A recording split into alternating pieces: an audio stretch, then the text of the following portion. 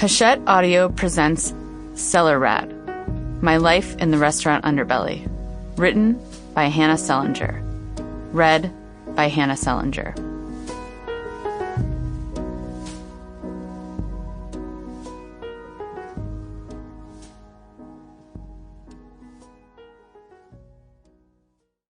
To Dan, my straight man, for putting up with it. To Nathaniel and Miles, I love you more than the moon and stars.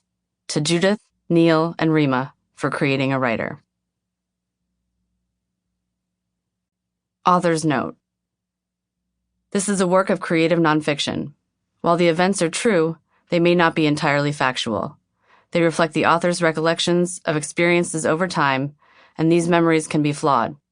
Additionally, some names and identifying details have been changed, some events have been compressed, and some conversations have been reconstructed. Prologue.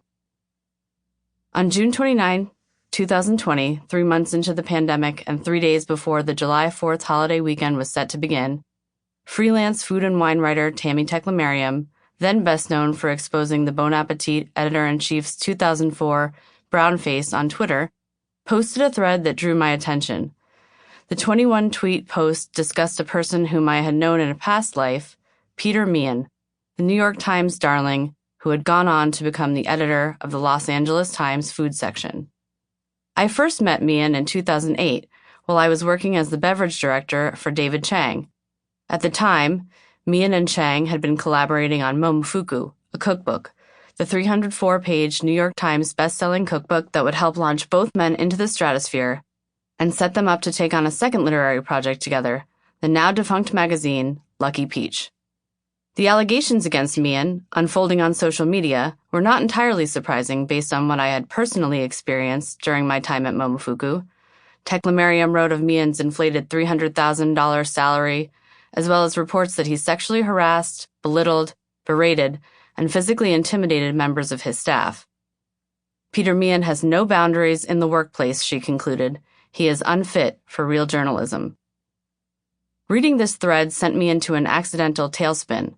I had long since left my restaurant life behind me. I was the mother of 2 young children, by now just over 1 and 3, both still in diapers. And my life was quaintly suburban. I wrote lush articles about the Hamptons food scene for local newspapers and magazines, and national lifestyle pieces about champagne and real estate and far-flung travel. And I thought very little about the restaurant that I had worked at 12 years earlier. Sample complete. Ready to continue?